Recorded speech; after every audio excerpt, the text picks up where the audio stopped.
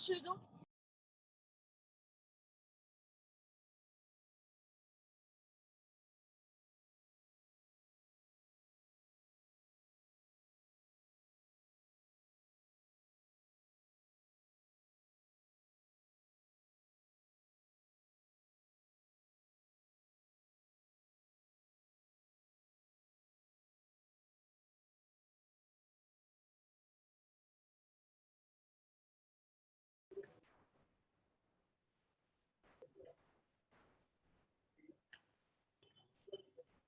Hello sorry hi sorry thanks everybody for reconnecting I think थोड़ा सा कुछ तो टेक्निकल ग्लिच हो गया सो थैंक्स वंस अगेन। तो मैं कह रही थी कि ये नेक्स्ट 8 या 10 साल में जो भी हम कर सकते हैं एनवायरनमेंट के लिए वो बहुत जरूरी है because that is what is going to determine the future of our grand children right. अपने एक सेंचुरी में हमारे ग्रेट ग्रैंड चिल्ड्रन या ग्रैंड चिल्ड्रन रहेंगे उनके 20s और 30s में क्या हो रहा है वो हमारे ऊपर अभी आज है राइट। और इसके लिए महावीर भगवान ने हमको ऑलरेडी सूत्र दिया है अपरिग्रह का which is in fact one of the अगर वो ही एक सिंपल सा प्रिंसिपल सब अर्थ के सभी लोग फॉलो करने लग जाए तो I think it will make a huge impact in climate change right. The climate just one last thing the climate change is not just left to the leaders of the nations. I think अगर हम हर एक जन अपने अपनी ओर से थोड़ी थोड़ी भी कोशिश करे तो इसी बूंद बूंद से वो पूरा ओशन भरने वाला है right and that's how we can impact the climate change. So with this, let me hand it over to Sangeeta ji to introduce our speaker for today and take this session ahead. Thanks. Thank you, Dimple. जय जिनेंद्र, आप सभी को सादर जय जिनेंद्र और नूतन वर्ष की हार्दिक शुभकामनाएं। आप सभी का एक बार फिर से हमारे मंथली प्रोग्राम में स्वागत करती हूँ।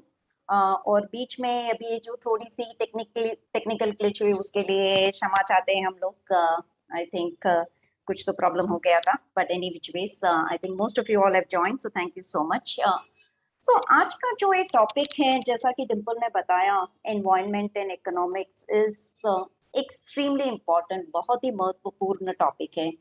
आज के समय में विश्व की सारी व्यवस्थाएं, आप चाहे बिजनेस ले लीजिए या फिर इकोनॉमी, आई मीन कंट्रीज ले लीजिए, everything is dependent upon growth rate. आप बिजनेस का परफॉर्मेंस मेजर करते हो कि क्या ग्रोथ हुआ, आप कंट्रीज का परफॉर्मेंस मेजर करते हो जीडीपी ग्रोथ रेट पे। What we are expecting is continuous and infinite growth on a finite planet. Planet तो फाइनाइट है, इसके रिसोर्सेज फाइनाइट है, बट इस पर हमें कंटिन्यूअस ग्रोथ चाहिए। और ऐसी व्यवस्था में to balance between environment and economy is a huge challenge. और ऐसी बड़ी चुनौती के ऊपर चर्चा करने वाले हैं आज के हमारे विशेषज्ञ डॉक्टर सुषमा जी। सुषमा जी हमारे कम्युनिटी के एक बहुत ही लर्नड मेंबर है। आई मीन बहुत ही, यानी कि एक बहुत छोटा सा शब्द हो जाता है, but she is extremely learned. और जो मैं उनके बारे में अभी थोड़ा सा संक्षिप्त में परिचय दूंगी, उससे आपको पता चलेगा कि वो उन्होंने छोटे से समय में कितना कुछ अचीव कर लिया है। सुषमा जी जैन विश्व भारती यूनिवर्सिटी लादनू में संस्कृत और प्राकृत की एमेरिटस प्रोफेसर रही हैं। सुषमा जी राजस्थान संस्कृत अकादमी की अध्यक्षा भी रह चुकी हैं और वर्धमान महावीर ओपन यूनिवर्सिटी के डायरेक्टर रह चुकी हैं। Sushma ji has received many national and international accolades. Times of India group ने उन्हें कुंद कुंद भारती पुरस्कार द्वारा सम्मानित किया है। राजस्थान सरकार ने उन्हें संस्कृत विद्वत सम्मान द्वारा सम्मानित किया है। उसके अलावा जिन शासन गौरव, विदुषी महिला, मातृशक्ति, ऐसे अनेकों गौरव और खिताब से उन्हें अलंकृत किया गया है by various communities and state. Sushma ji's endeavor has been to showcase the relevance of Jain concepts in perspective, Jain concepts in today's perspective. आज के समय में जैन सिद्धांतों और particularly अहिंसा, अपरिग्रह और अनेकांतवाद का relevance, she has been showcasing that and inspiring people through her speeches and through her writing. Bharat में ही नहीं, but internationally also in countries like Australia, America, Suriname, Canada, Thailand, Hong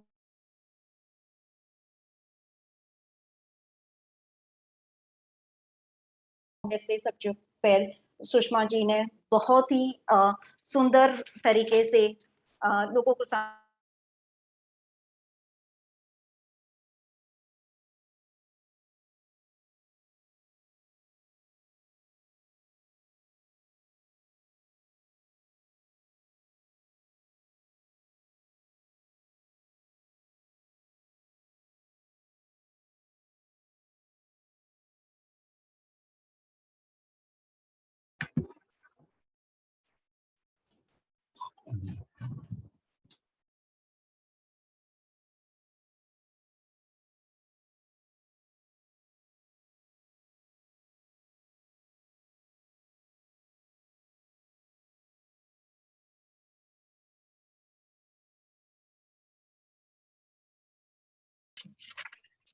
Sushma ji, sorry. Sorry for the inconvenience. Sangeeta ji, are you there? Yeah, I'm there. I hope you can hear me. Yes, we can hear you. Yeah, Please continue. Okay. Sushma ji has authored, edited, and translated many books and research papers. I will just name a few. Aparigraha Vishwakosh, some Jain concepts and concepts. सिंधाचार्य की प्रमुख कृतियों में दार्शनिक दृष्टि, अहिंसा का इतिहास, अग्नि परिप्रेक्ष्य, and beyond sustainable economy. I'm just naming a few because the more I speak, I'm taking the time away from the true words of wisdom that we are about to hear. So, ma'am, it is indeed a great pleasure and honor to have you here, and I would humbly request you to share your thoughts and perspective. We are all eagerly waiting to hear from you. And thank you, ma'am, for accepting our invite.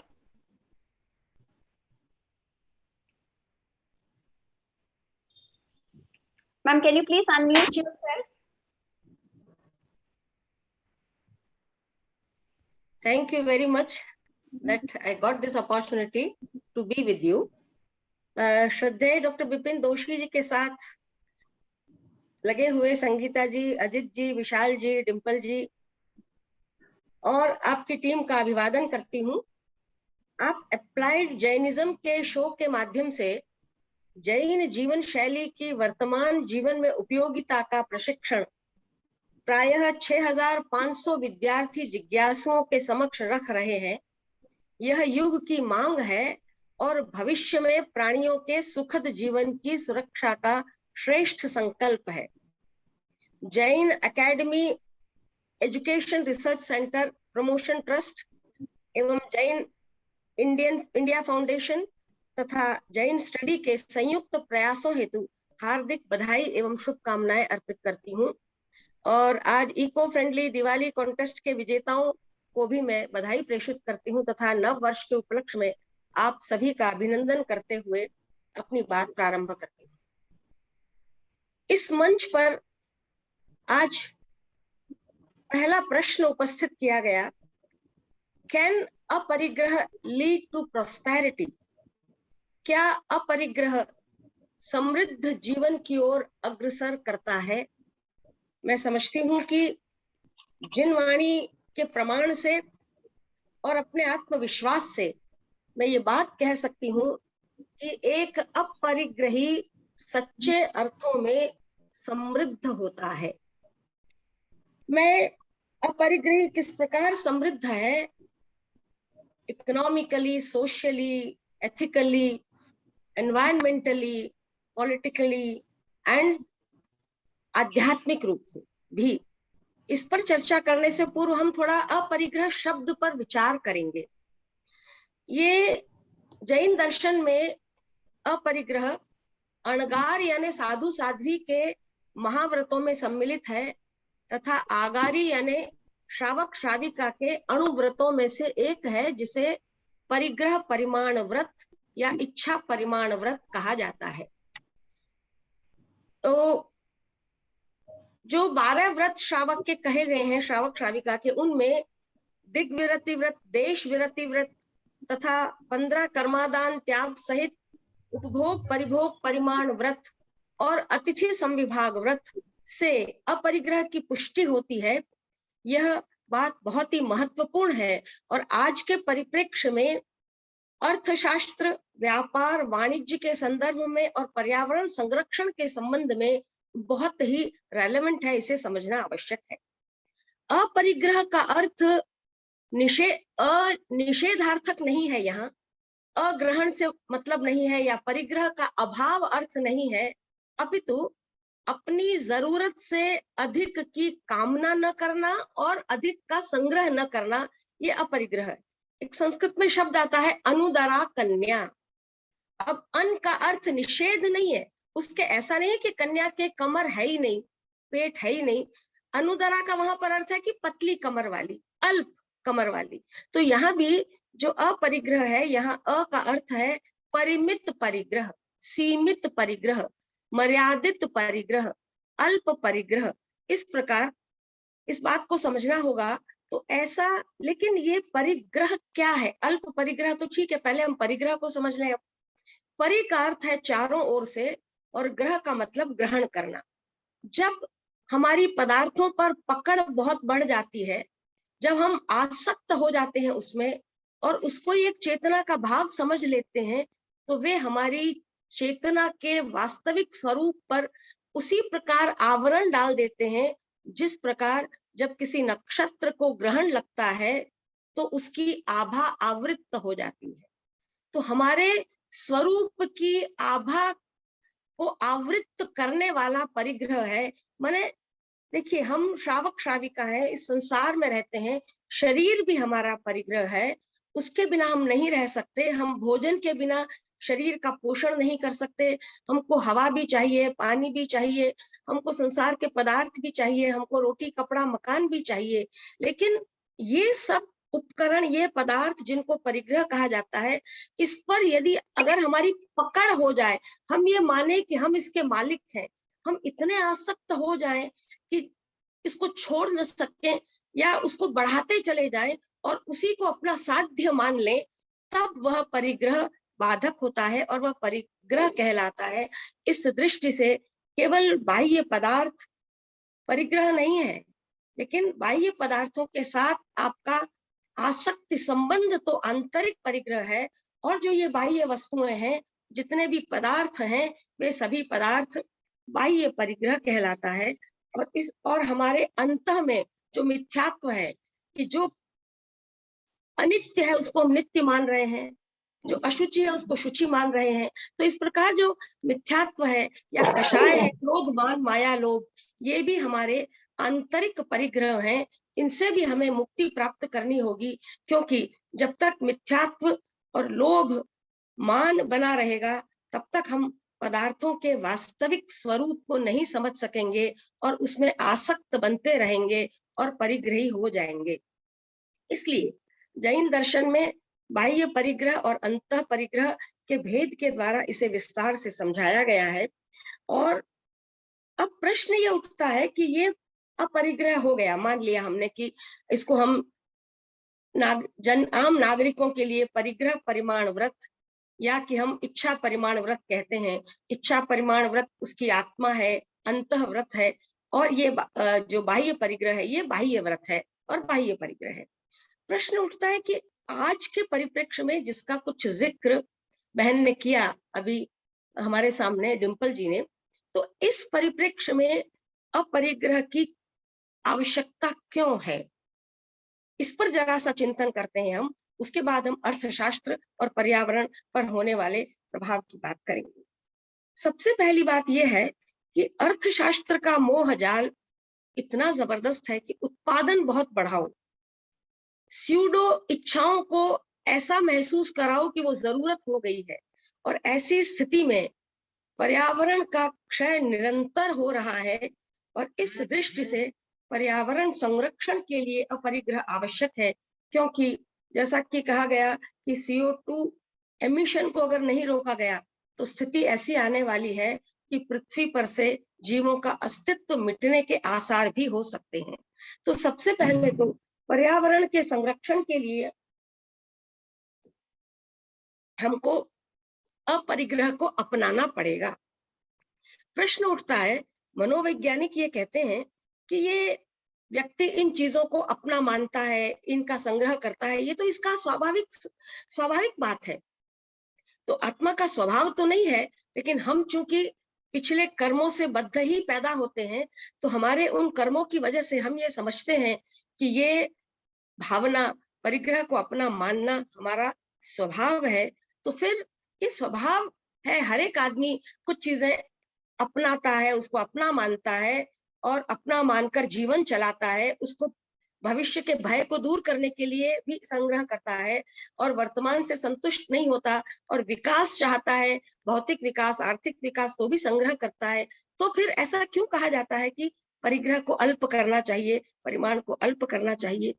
प्रश्न ये है कि ये मनोवैज्ञानिक दृष्टि से भले एक जन्मजात वृत्ति प्रतीत होती हो, लेकिन ये जो मनोवृत्ति है, इसको सुधारने के लिए ही जैन दर्शन में इसे व्रत कहा है।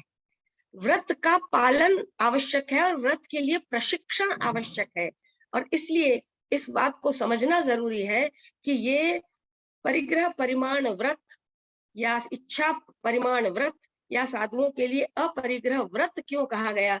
क्योंकि सामान्यतः आदमी सुविधा भोगी होता है और सुविधाओं की सामग्री को एकत्रित करने में खुशी मानता है, और खुशी मानकर वह अपने आप को सुखी भी मानता है। तो इस दृष्टि से यह भ्रांति हमें नहीं होनी चाहिए, इसलिए कहा कि इस व्रत का पालन आवश्यक है। और एक तरह से मैं कहूं तो अपरिग्रह एक सांस्कृतिक मूल्य है, जिसे हमें बचपन से बच्चों में जिसका बीजारोपण करना चाहिए कि कितनी कम से कम वस्तुओं में बेटा काम चला सकते हो, पानी को व्यर्थ न गिराओ, बिजली व्यर्थ मत जलाओ, तुम्हें अगर 4 वस्त्र की जरूरत है तो 5 के प्रति आसक्ति मत पैदा करो, अपने काम में अपनी चेतना का विकास करो, चेतना का संवर्धन करो, स्वयं की हेल्थ पर ध्यान दो, वनस्पतियों को उगाओ, उनको बढ़ने दो, जो चेतन है संसार में उसको बढ़ने दो, जो जड़ है उनके प्रति संग्रह की इच्छाओं को छोड़ दो। तो ये सब चीजें हमें शुरू से सिखानी होगी बच्चों को, इसलिए इस व्रत का प्रशिक्षण आवश्यक है। अपरिग्रह आवश्यक क्यों? इसके लिए मैं कहना चाहूंगी कि हम इतने मटीरियलिस्टिक हो गए हैं कि हम मटीरियल को अपनी चेतना का एक हिस्सा मानने लगे हैं, और इन पदार्थों में हम चेतना का विस्तार मानने लगे हैं, और इसलिए उनके बहुत प्राप्त होने पर सुखी और कहीं कुछ कमी हो जाए तो दुखी होने लगते हैं, जो कि ठीक नहीं है। एक उदाहरण से बात कहना चाहूंगी। मान लीजिए मैं रास्ते में जा रही हूँ, मेरा पर्स छिन गया, मैं चिल्लाई, अरे मैं लुट गई। मेरे पास सज्जन व्यक्ति खड़े थे, उन्होंने कहा, बहन जी आप कहाँ लुट गई, आप तो सीधी सादी खड़ी हैं, आपको कोई दिक्कत नहीं हुई। मैंने पर्स में ऐसा समझा कि जो कुछ है वो मेरी चेतना का विस्तार है, चेतना का अंश है, और ऐसा समझने की वजह से दिक्कत क्या हुई कि मेरे फिजियोलॉजिकल चेंजेस सारे ऐसे हो गए, बीपी हाई हो गया, कहीं पैरालिसिस की स्थिति हो गई। लेकिन अगर मैं वस्तु को वस्तु समझती कि पर्स एक पर्स है, साधन है, सामग्री है, उसका उपयोग होना चाहिए, वही मेरा लक्ष्य नहीं है, तो मैं रिपोर्ट कराती, कहती कि भाई इसकी खोज की जाए, ऐसा ऐसा व्यक्ति इस प्रकार ले गया है, तो उससे मेरे हलचल नहीं होती। इस प्रकार तो ये आसक्ति से किस प्रकार तन मन में हलचल पैदा हो सकती है, ब्रेन तक पर असर हो सकता है, इससे हम बच सकते हैं यदि हम वस्तु को वस्तु समझें। महावीर ने कहा था कि भेद विज्ञान हमें समझना है, तभी हम अपरिग्रह को अपना सकते हैं। पदार्थ जड़ हैं, जड़ को जड़ समझना है, चेतन को चेतन समझना है, तभी हम अपरिग्रह को समझ सकेंगे। तो इसलिए ये जब हम विलियम जेम्स ने जैसा कहा कि हम मटेरियल सेल्फ अपना लेते हैं, इसलिए हमको अपरिग्रह की आवश्यकता है। एक और मुख्य कारण अपरिग्रह की आवश्यकता क्यों है, चॉइस ओवरलोड से बचने के लिए हमको अपरिग्रह की आवश्यकता है। अर्थशास्त्र ने अपने विकास के संदर्भों में उत्पादन इतने खड़े कर दिए, इतने उत्पादन कर दिए कि हमारे पास बहुत चॉइस है, बहुत विकल्प हमारे सामने आ गए हैं, और हमारे जो उपभोक्तावाद है वो बहुत बढ़ गया है। ऐसी स्थिति में हमारे पास बहुत सारी विकल्प होने पर हमारे मस्तिष्क पर स्ट्रेस पड़ता है और हमारे मस्तिष्क को, ब्रेन को स्ट्रगल करना पड़ता है। इस पर कुछ शोध हुई प्रोफेसर एलिना र्यूत्स्काज़ा और उनके कलीग्स ने, और उन्होंने कहा कि कई बार हम बड़े स्टोर से खाली इसलिए आ जाते हैं कि वो चॉइस का लोड इतना ओवरलोड होता है कि हम तय नहीं कर पाते। दरअसल ब्रेन के दो रीजन चॉइस ओवरलोड को एनकोड करते हैं। पहला है the anterior cingulate cortex, ACC, जहां पोटेंशियल कॉस्ट्स और बेनिफिट्स ऑफ डिसीजन को मापा जाता है, और दूसरा हिस्सा है स्ट्रेटम, ये ब्रेन का वो हिस्सा है जो रिवार्ड तय करता है। तो शोध में ये पाया इन्होंने कि जब हमारी चॉइस बहुत ज्यादा होती है तब ब्रेन को स्ट्रगल करना पड़ता है, लेकिन चॉइस अगर नॉर्मल हो तो ये दोनों जो भाग हैं ब्रेन के, ये अच्छी तरह से सक्रिय होते हैं। तो हमारे ब्रेन पर लोड नहीं हो, चॉइस ओवरलोड से बचने के लिए हमको अपरिग्रह के व्रत को अपनाना बहुत आवश्यक है, वरना हम शांति से जी नहीं पाएंगे। आप देखिए, हमारी आवश्यकताएं तो नहीं बदली, लेकिन इच्छाएं बढ़ने लगी हैं। जितने बाजार बढ़ रहे हैं, बाजार पैदा हो रहे हैं, वस्तुएं प्रोडक्शन हो रहा है, वाणिज्य और व्यापार बढ़ रहा है, इस दृष्टि से हमारी इच्छाएं बढ़ने लगी हैं, और हम अपनी इच्छाओं को पूर्ण करने के लिए परिस्थितियों पर नियंत्रण हमने चालू कर दिया। हमें गर्मी लगी, पंखे से काम नहीं चला, एसी, चीजों को ठंडा करना है, फ्रिज, न जाने कितने कितने उपकरण। बिजली तो हम खर्च कर ही रहे हैं, लेकिन उसके साथ CO2 का इतना एमिशन कर रहे हैं और ये मान रहे हैं कि नहीं, इतना सुख तो हमें भोगना ही चाहिए। वास्तव में इसकी वजह से हमें अपरिग्रह व्रत का पालन करना आवश्यक है, क्योंकि परिस्थिति को नियंत्रण कितना भी करें वो तो बदलती रहेंगी। असलियत में हमको परिग्रह परिमाण के द्वारा मनस्थिति को नियंत्रण करना है, मनस्थिति का संयम करना है, तभी हम अपरिग्रह की आवश्यकता को समझकर पर्यावरण संरक्षण कर सकेंगे। और अगर हमने चेतना का विकास किया तो हर परिस्थिति में खुश रह सकेंगे और सामंजस्य कर सकेंगे। तीसरी बात, एक बहुत महत्वपूर्ण बात की ओर आपका ध्यान दिलाना चाहती हूं कि हम अपने चारों ओर शवों से घिरे हुए हैं। आप कहेंगे शव को कैसे घिरे हुए हैं? शव को तो व्यक्ति रखता ही नहीं घर में, बहुत जल्दी संस्कार कर देता है। दरअसल हम वृक्षों की सुरक्षा के प्रति इतने ईमानदार नहीं है जितना कि वृक्ष के शव फर्नीचर को घर में लाने में, सजाने में, पॉलिश में, संवारने में लगे रहते हैं।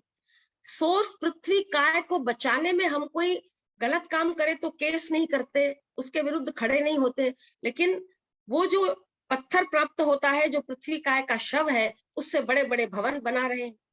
जो पानी सोर्स में है वो एक इंद्रिय स्थावर काय जीव है, तो वहां वो बढ़ रहा है कि नहीं, वर्षा का जल का संरक्षण हो रहा है कि नहीं, इस बात की हमको चिंता कम है।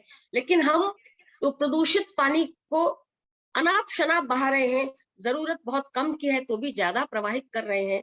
तो ऐसी दृष्टि में हम चारों ओर घिरे हुए हैं जड़ पदार्थों से, शवों से। वास्तव में संग्रह तो हम शव का ही, जड़ का ही कर सकते हैं, चेतन का नहीं कर सकते। इस बात को यदि हम हृदयंगम कर ले, हम इस बात को समझ लें। देखिए, जरूरी है, हमको वनस्पति खाए बिना काम नहीं चलेगा। फल गिरा हुआ मिले तो मिले, नहीं तो तोड़कर भी खाना पड़ेगा। लेकिन हम कैसे कम से कम हिंसा, कम से कम इन प्राकृतिक उपादानों को डिस्टर्ब किए बिना अपना जीवन जी सकते हैं, ये कला हमको परिग्रह परिमाण व्रत से सीखनी होगी। और इस कला को सीखे बिना हम केवल शवों के उपासक हो जाएंगे, शिव या कल्याण या लोक कल्याण नहीं कर सकेंगे। इसलिए जड़ का संग्रह कम से कम करना है, जरूरत से ज्यादा नहीं करना है। जरूरत पर कोई उंगली नहीं उठाता, लेकिन आपको जिसके छिपाना पड़े, जिसके लिए आपको सुरक्षा के लिए चौकस रहना पड़े, और हम ये समझे कि देखो हमने तिजोरी में धन को क्या दबा के रख लिया है, किसी को पता नहीं चलेगा। एक महाराज श्री कहते हैं कि देखो तुम तो ये समझते हो, लेकिन वो धन ये कह रहा है कि हमने कितने बड़े आदमी को चौकीदार मुकर्रर कर लिया है। तो ये हम जब इस प्रकार अधीन हो जाते हैं पदार्थों के, तो हमारी स्वतंत्रता खंडित होती है, और परतंत्रता में कभी सुख नहीं है। मैं जिस वस्तु के बिना नहीं रह सकूं वो मेरा मालिक और मैं उसकी गुलाम, तो हम संपत्तियों के स्वामी बने, गुलाम नहीं। अब संपत्तियों के स्वामी कैसे बन सकते हैं?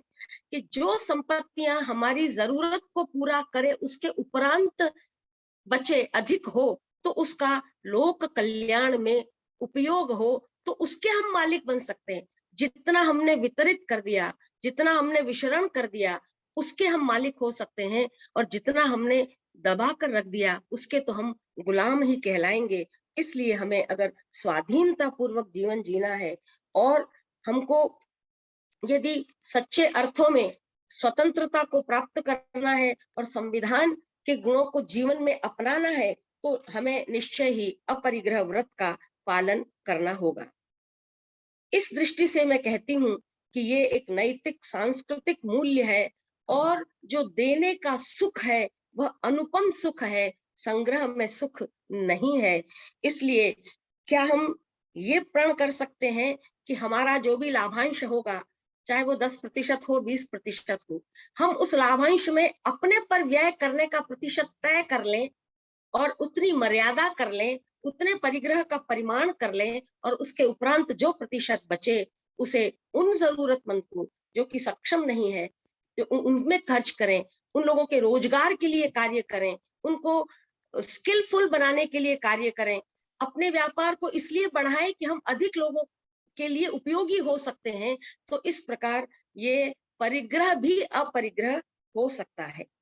अब प्रश्न ये उठा कि साहब, आप कहते हैं कि ये परिग्रह समृद्धि की ओर लीड कर सकता है कि नहीं? समृद्ध कौन? प्रश्न यहाँ उठता है कि समृद्ध कौन? मैं कहती हूँ कि हमारे मानव समाज में एक भ्रांत धारणा व्याप्त हो गई है कि जिसके पास संपत्ति का संग्रह है, धन का, परिग्रह का, वो समृद्ध है। जरा ध्यान से इस बात को सुनिएगा, हेयरलाइन डिफरेंस है, हमें विशेष रूप से समझना होगा इसे। वास्तव में समृद्ध वह है जो कि संपन्न है, जिसको आप वेल्दी कहते हैं, जो कि संपन्न है। अब संपन्न कौन है? कि जिसके अभाव नहीं है, स्कैर्सिटी नहीं है, शॉर्टेज नहीं है, डर्थ नहीं है, वो है संपन्न। अब प्रश्न उठता है, अभाव किसके नहीं है? आज मैं कहूंगी मेरे अभाव नहीं है, मतलब ये है कि मेरे पास कोई कमी नहीं है, मेरे पास जो है मैं उससे संतुष्ट हूँ, तब अभाव नहीं है, ये मैं कह सकती हूँ। इसका मतलब है कि अभाव उसके नहीं है जिसके चाह नहीं है, और इस प्रकार यह चाह या इच्छा, इसका अभाव ही समृद्धि है। तो वास्तव में जब चाह मिट जाती है, इकोनॉमिस्ट प्रोफेसर जेके मेहता कहते हैं कि वांटलेसनेस ही असली अर्थशास्त्र का प्रयोजन है। इच्छा रहित ही होना ही सुख देता है। अपरिग्रह का अर्थ है इच्छा रहित हो जाना। कुछ लोग इच्छा की पूर्ति करके इच्छा रहित होकर अपने आप को सुखी मानते हैं, लेकिन कुछ लोग इच्छाएं आकाश के समान अनंत हैं, वे पूर्ति नहीं हो सकती, ऐसा समझकर ही इच्छाओं को उत्पन्न नहीं होने देते और वे सुखी होते हैं। ये प्रश्न बड़ा विरोधाभासी लगता है, क्योंकि कुछ साइकोलॉजिस्ट भी ये कह देते हैं कि भाई इच्छाओं की पूर्ति नहीं की तो मनोरोग हो जाएगा, और मनोरोग होने पर आप विकृत स्थिति मानसिकता वाले हो जाएंगे। लेकिन शोध से ये पता चलता है कि इच्छाओं की पूर्ति से सुख नहीं है, बल्कि इच्छाओं के अभाव में ही सुख है। मैं एक छोटे से अपने एग्जाम्पल से अपनी बात को कहकर बहुत जल्दी आगे बढ़ना चाहूंगी। मान लीजिए कि मुझे एक इच्छा हुई कि मैं एक कार खरीदूं। मुझे मारुति कार की इच्छा हुई, मैंने मारुति कार, मेरे जमाने की बात है, मैंने मारुति कार खरीद ली। मुझे लगा कि मेरी इच्छा पूरी हुई, मुझे सुख मिला। दूसरे दिन मैंने अपनी सखी के पास दूसरी गाड़ी देखी और देखा कि इसमें तो कुछ मेजर्स ज्यादा हैं, इसमें कुछ आराम ज्यादा है, कुछ सीट बड़ी है, कुछ इस प्रकार की भोग विलासपूर्ण स्थितियां अधिक हैं, तो मुझे तो ये लेना चाहिए था, मैंने ये क्या गलती कर दी? तो मुझे जो सुख इच्छा की पूर्ति से प्राप्त हुआ था, वह सुख गायब हो गया। तो इसका मतलब क्या हुआ कि इच्छा की पूर्ति से सुख कैसे हुआ? जैसे ही दूसरी इच्छा पैदा हुई, मेरा वह सुख गायब हो गया। अब इसमें बारीक बात यह है कि जितने समय तक कार की इच्छा का अभाव था, तब तक मैं सुखी रही। अब जैसे ही दूसरी इच्छा पैदा हो गई, मेरा सुख समाप्त हो गया। इसलिए जो तीर्थंकरों ने या जो श्रेष्ठ इकोनॉमिस्ट ने जो ये बात कही है कि इच्छा के अभाव में ही सुख है, इसको हमें अच्छी तरह समझना होगा। और ये बात हमें तब समझ में आ जाएगी कि हम कितनी भी इच्छा करें, सामग्रियां तो जड़ हैं, सामग्रियां से चेतना का विकास नहीं होता, पदार्थों में भौतिक सुख विद्यमान नहीं होता। सुख तो भीतर है, और वो भीतर रस अपरिग्रह से ही आ सकता है, परिमाण करने पर ही आ सकता है, संयम रस से रस में डूबने पर ही आ सकता है, सेवा करने पर ही आ सकता है। मुझसे किसी ने प्रश्न किया कि आप सेवा की बात करें, मैं कमाता हूँ, मैं अर्जित करता हूँ, इतनी मुश्किल से पैसा इकट्ठा करता हूँ, और मैं फिर वो सेवा क्यों करूं, मैं क्यों खर्च करूं किसी दूसरे पर, मैं क्यों नहीं। तो ये इस प्रश्न का बड़ा भारी इम्पैक्ट आज के लोगों पर है कि क्योंकि मैं कमा रहा हूँ, ये मैं इसका स्वामी हूँ, इसलिए मैं खर्च करूंगा। इस बात को हमें अपरिग्रह के परिप्रेक्ष्य में समझने की आवश्यकता है कि मैं अगर एक गिलास पानी सेवन करती हूँ तो वह अगर शुद्ध हो तभी मैं सेवन कर सकती हूँ, और मेरी प्यास उससे मिटती है, मेरा जीवन उससे चलता है, प्राण उससे सुरक्षित रहते हैं। तो क्या मेरा दायित्व नहीं है कि मैं जल प्रदूषण नहीं हो इसमें मदद करूं? मेरे तन पर एक कपड़ा आता है तो वहां पर किसान कपास बोता है, कुछ बिनोला बनाता है, कोई सूत बनाता है, फिर उसका वस्त्र बनाता है, उसको रंगाई छपाई बुनाई करता है, बाजार में लाता है, बेचता है। न जाने कितने हाथों से होकर ये मेरे तन पर एक वस्त्र आता है। तो उन सब लोगों की अगर दशा कुछ ऐसी हो कि जहां सहायता की, परस्पर उपग्रह करने की आवश्यकता हो, तो क्या मेरा दायित्व नहीं है कि वह करके मैं संपन्न हूं, खुश हूं, और तब अपने आप को समृद्ध मानूं? तो इस दृष्टि से चूंकि हम सेवन करते हैं, इसलिए सेवा करना बहुत जरूरी है। और जब सेवा में रस आने लगता है, या हम जब अपनी चेतना को पुरस्कृत करने के लिए काम में रस लेने लगते हैं, तो फिर हमें संग्रह की ओर हमारा ध्यान ही नहीं जाता।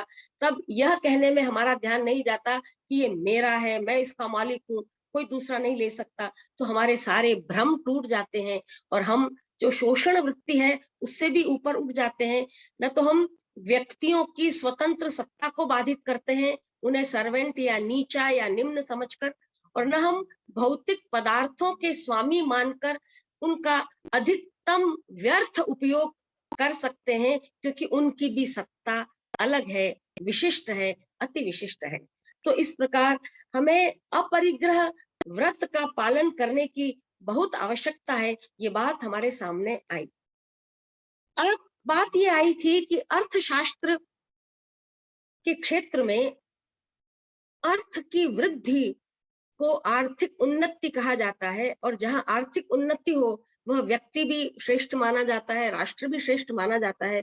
तो हम कुछ जरा अर्थशास्त्र के द्वारा जो कुछ विकास, तथा कथित विकास नाम से हम जिसको जानते हैं वो हुआ है, उसकी क्या दशा है।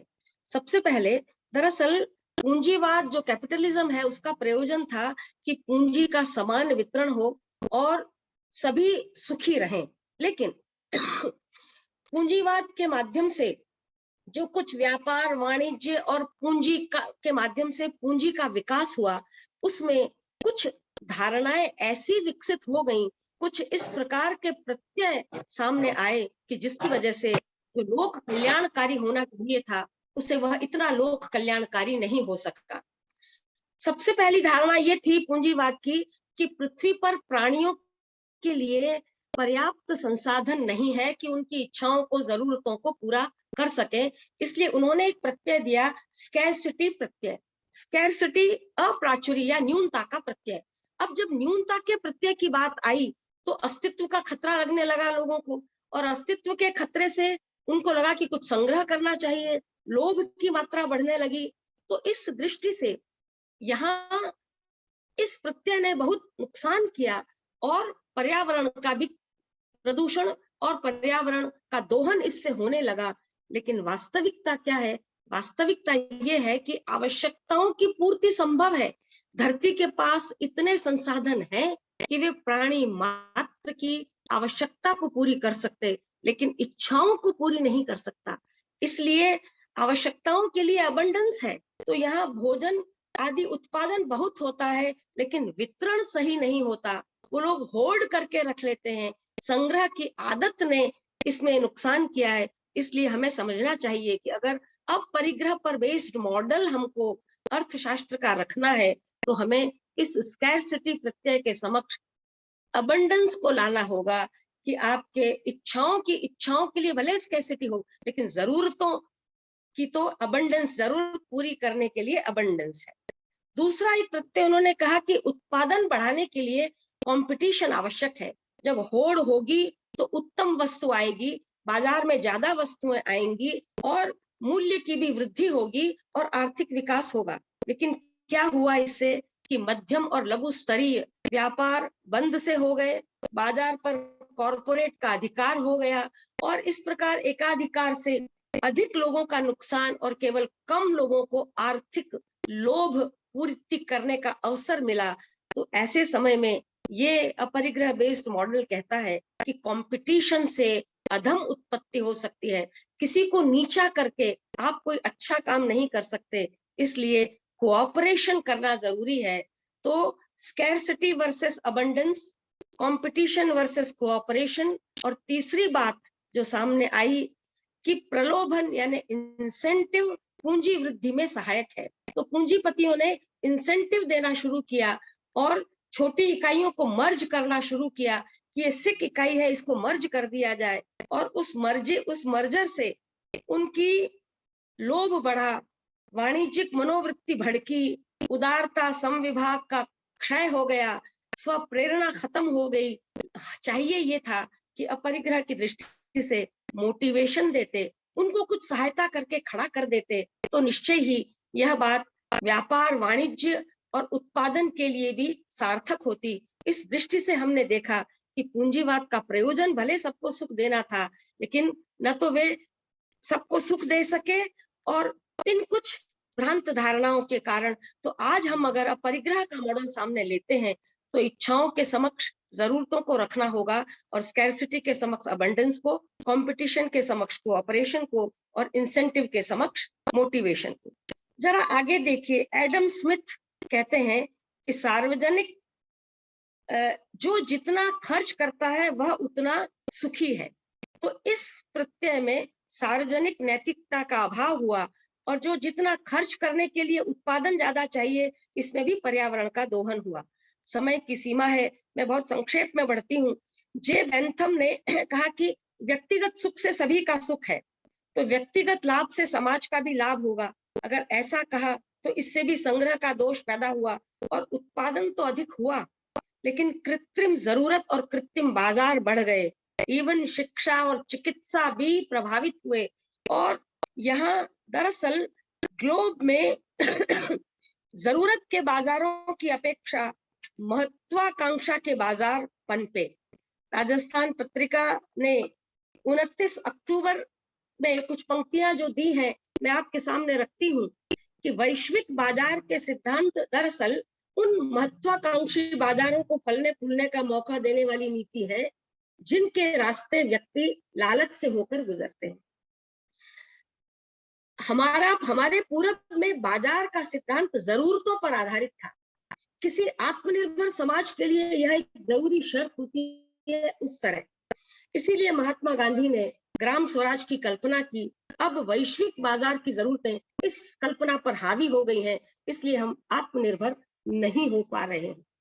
और इससे आगे सूचना तकनीक निश्चित रूप से मानवता के लिए किसी वरदान से कम नहीं है, पर महत्वाकांक्षी बाजार ने कैसे मानवता के लिए अभिशाप बना दिया, फेसबुक फाइल्स, लीक दस्तावेज के खुलासों से समझा जा सकता है। उनके लिए भारत एक सिर्फ बड़ा बाजार हो सकता है, लेकिन हमारे लिए तो भारत सब कुछ है। इसे बचाने के लिए हमें उस महत्वाकांक्षी बाजार की बजाय हमारे पुराने जरूरतों के बाजार को ही फिर से खड़ा करना होगा, और तभी हम पर्यावरण का संरक्षण कर सकेंगे, तभी हम अपने नागरिकों को एक शांत, स्वस्थ और संतोषी जीवन दे सकेंगे। और इस दृष्टि से हम आगे देखते हैं कि ये जो जॉन केनेथ गॉलब्रिथ है, उन्होंने ठीक कहा कि उत्पादन के द्वारा महंगाई पर नियंत्रण दिखावटी समाधान है। अधिकाधिक उत्पादन का अर्थ अधिकाधिक कृत्रिम जरूरतों को पैदा करना ही है। और इसी बात का समर्थन करते हुए और मुक्त प्रतिस्पर्धा से मुक्त बाजार की हामी भरते हुए ईजे मिशन ने कहा कि इंडेक्स इकोनॉमिक्स के विदेशी मुद्रा कोष, निर्यात, कीमत, इनके फेर में कल्याण कभी नहीं हो सकता। ये इकोनॉमिक्स हमको कल्याण नहीं दे सकती। हमको तो चाहिए प्रतिस्पर्धा मुक्त बाजार। हाँ, बढ़ते बाजार हो, आर्थिक वृद्धि का विस्तार हो, लेकिन वो मॉडल होने चाहिए जरूरत पर आधारित। इस दृष्टि से जे.के. मेहता को मैंने पहले भी कोट किया कि उन्होंने जिस प्रकार इच्छा के अभाव को अर्थशास्त्र की सार्थकता कहा, उसे हमें समझना जरूरी है। अर्थतंत्र की मजबूती का मुख्य आधार अच्छा पर्यावरण है और विपुल प्राकृतिक संपदा होनी चाहिए। भगवान महावीर के सिद्धांत उस तंत्र को मजबूत और दीर्घजीवी बना देते हैं जिसमें षटकाय जीवों की रक्षा को प्रधानता दी। आचारांग सूत्र पर्यावरण संरक्षण का 2600 वर्ष पूर्व का दस्तावेज है, जहां मनुष्य और वनस्पति की तुलना करके उसके संरक्षण का मानव को उत्तरदायित्व सौंपा और पृथ्वी, जल, तेज, वायु, वनस्पति में प्राण सिद्ध करके इनका अल्पतम उपयोग करते हुए, उन्हें कम से कम डिस्टर्ब करते हुए लेशा के सिद्धांत को दिया और मिनिमलिज्म के रूप में अपने जीवन को जीने की कला सिखाई। प्राकृतिक संसाधनों से जो उत्पादन किया जाए उस पर किसी का स्वामित्व नहीं हो, संग्रह नहीं हो, वह सभी के लिए हो, उस पर ट्रस्टीशिप हो, यह अपरिग्रह है। भारतीय संविधान की हमारी प्रस्तावना के 3 मूल स्तंभ समानता, स्वतंत्रता और बंधुत्व इसी अपरिग्रही दृष्टि से संपुष्ट होते हैं। मैं आपका ध्यान आकृष्ट करना चाहती हूँ पर्यावरण संरक्षण की चिंता करने वाले कौटिल्य के अर्थशास्त्र ग्रंथ पर। अर्थशास्त्र में अर्थ के 2 अर्थ किए। पहला मनुष्यों की आजीविका अर्थ है, मनुष्याणाम वृत्ति अर्थ, और दूसरा मनुष्यवती भूमिरित्यर्थ, मनुष्यवती भूमि अर्थ है। इसलिए पृथ्वी के लाभ तथा पालन के उपायों का शास्त्र अर्थशास्त्र है। हमने पृथ्वी से लाभ तो कमाना सीखा, लेकिन पृथ्वी के लाभ और पृथ्वी के पालन की बात को थोड़ा दरकिनार कर दिया। इसलिए अर्थशास्त्र का मतलब हम अर्थ का तो शास्त्र करें ही करें, लेकिन EARTH इस अर्थ के संरक्षण की आज बहुत जरूरत है। तो हमें ये बात समझनी होगी कि हम प्राणियों की जरूरत पूरी हो, लेकिन उसका क्षरण इतना नहीं हो कि भरपाई न हो सके। माना आवश्यकता पूर्ति जीवन के साथ जुड़ी है नैसर्गिक रूप से, लेकिन माता के द्वारा जैसे बच्चा पोषण पाता है, हमको भी माता पृथ्वी से प्राप्त संसाधनों का न्यूनतम उपयोग ही करना चाहिए। उपभोग, संग्रह, शोषण और अनैतिक दुरुपयोग बिल्कुल उचित नहीं है। कहा है माता भूमि पुत्रो हम पृथिव्याः। अपनी जरूरत मात्र पूरी करने हेतु हम प्राकृतिक पर्यावरण से उतना ही लें जो पुनः संवर्धित हो सके। अथर्ववेद में इसी संरोहण की प्रार्थना के साथ कहा, यत्ते विखनामि क्षिप्रम तदपि रोहतु माते मर्म विमृगवरी माते हृदय अर्पितम। हे धरती माता, मैं आपसे अपनी जरूरत अनुसार खनन करता हूं, लेकिन वह शीघ्र बढ़ जाए, शीघ्र संरोहित हो जाए। मैं तुम्हारे हृदय पर चोट नहीं करना चाहता, मर्म उत्पाटित नहीं करना चाहता। और इसलिए प्राणियों का जीवन अगर स्थिर करना है तो जहां वृक्ष और वनस्पतियां हैं वहीं पर जीवन सुरक्षित हो सकता है। इसीलिए आचार्य उमा स्वाति ने भी तत्वार्थ सूत्र में परस्परोपग्रहो जीवानाम कहकर षटकाय के जीवों के परस्पर अवलंबन यानी प्रकृति और पर्यावरण के साथ मानव के परस्पर उपकारक होने का संकेत दिया है। हम कार्बन डाइऑक्साइड छोड़ते हैं जो वृक्ष ले रहे हैं, जो वृक्ष हमें दे रहे हैं तो वो हम ऑक्सीजन ले रहे हैं। दुनिया के प्रत्येक जीव परस्पर एक दूसरे का उपकार करते हैं।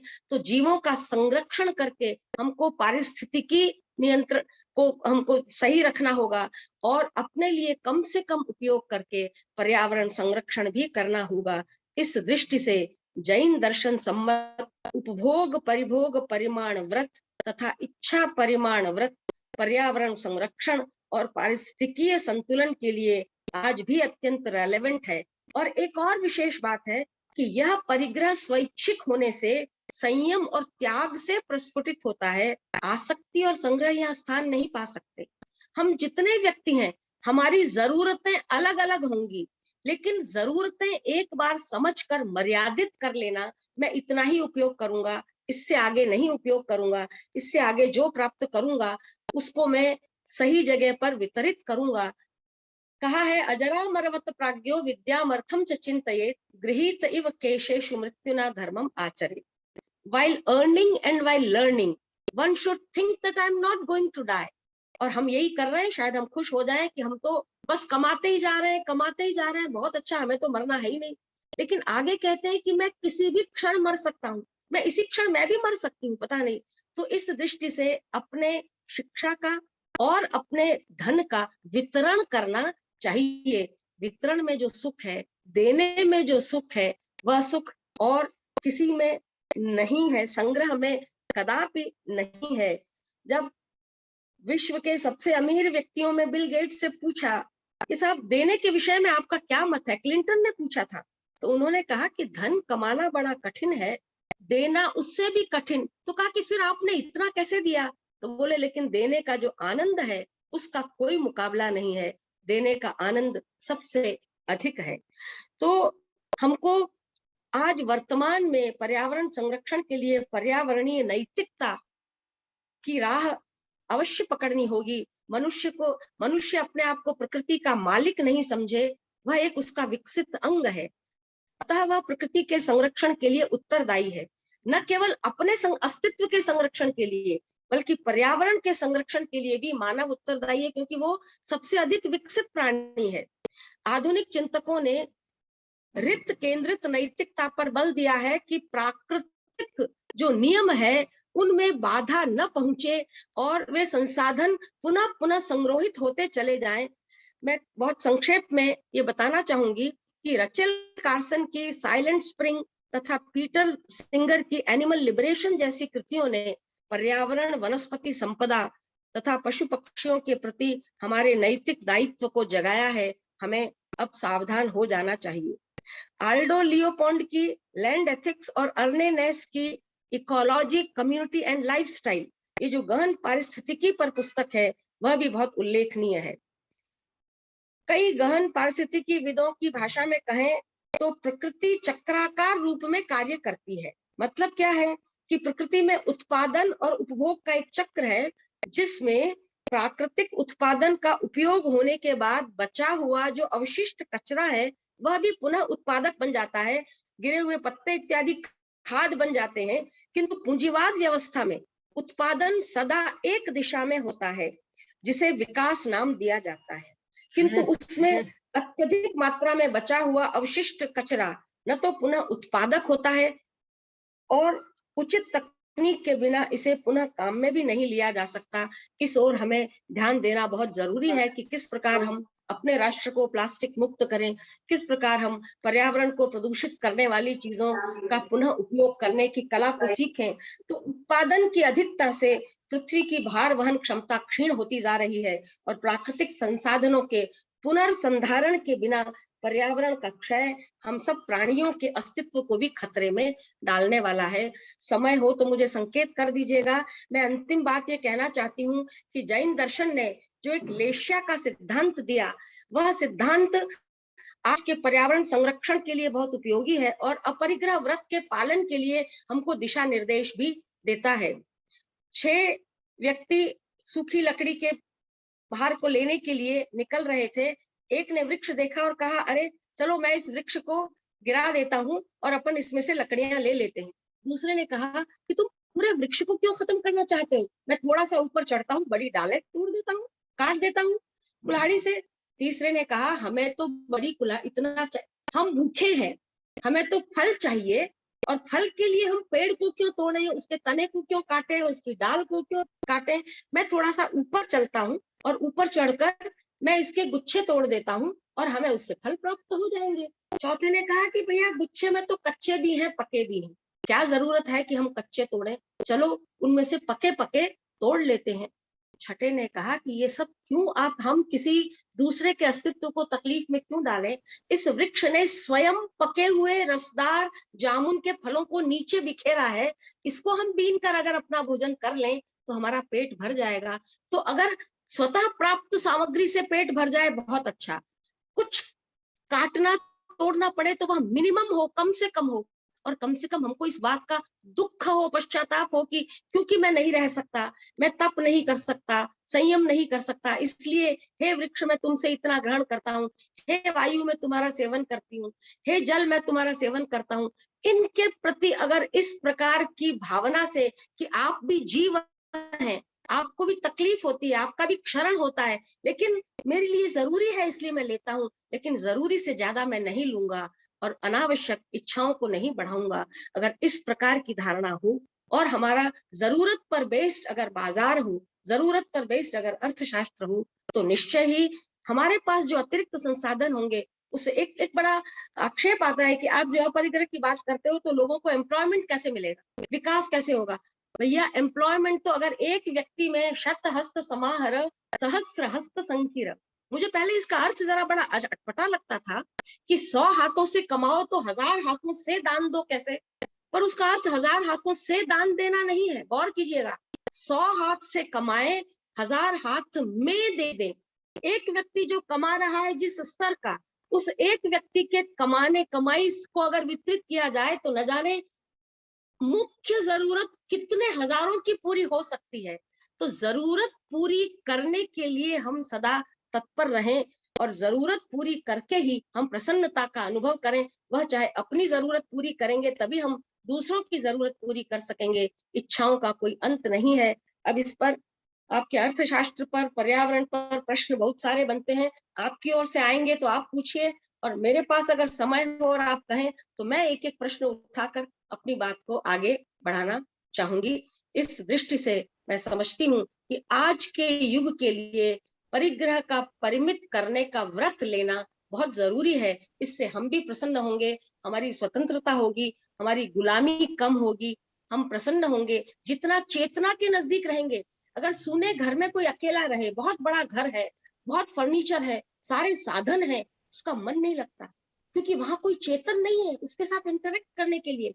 तो थोड़ी देर झूठ मूठ जो टीवी में हमको वैसे ही हलते चलते दिखते हैं तो उनके साथ संपर्क करना चाहता है, आवाज म्यूजिक सुनना चाहता है, या बगीचे में जाकर टहलता है क्योंकि वहां चेतन वृक्ष आदि के साथ संपर्क होता है। हम बिना चेतना के विकास के जी नहीं सकेंगे, शांति से नहीं जी सकेंगे, सुख से नहीं जी सकेंगे। इसलिए जड़ वस्तुओं को इकट्ठा करने की भूल करने की अपेक्षा हम अपनी चेतना को भी विकसित करें और संसार में जितने चेतन प्राणी हैं उनका विकास करें, उनका संरक्षण करें, उनकी जरूरतों को पूरा करें, तो निश्चय ही हम एक मनुष्य होने का एक दायित्व निभा सकेंगे। जय Hind. Thank you, ma'am. It was excellent, and I'm sure people have a lot of questions, so we will take a few questions. Vishal bhai? Yes. Madam, एक प्रश्न उपस्थित होता है यहाँ पर। देखिए, वैचारिक तौर पर तो इसमें कोई दो राय नहीं है कि जितनी आप इच्छाएं कम करें, जितना कम से कम मटीरियलिज्म या कंज्यूमरिज्म का आप अपने डे टू डे लाइफ में प्रैक्टिस करें, it is good for humanity, good for environment. इसमें ये वैचारिक दृष्टि से तो इसमें कोई दो राय नहीं है। ऐसे बहुत सारे एग्जाम्पल हमारे पास उपस्थित है जहाँ पर काफी सुखी संपन्न लोग पर्सनल लाइफ में बहुत सादगी भरा जीवन जीते हैं।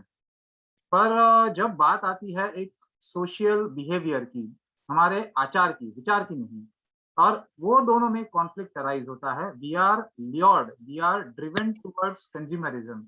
एक अभी उदाहरण की बात मैं आपको बताऊं, लेटेस्ट अभी त्योहारों की सीजन थी पिछले हफ्ते, और लोग शॉपिंग के लिए निकलते हैं, कुछ जरूरत की चीज होती है, कुछ ऐसे ही खरीदी करने के लिए निकलते हैं। अब वहां पर आता है कि भाई आप शॉपिंग मॉल में गए, आपने कुछ सामान खरीदा, अब 2 के ऊपर आपको तीसरा मिलता है।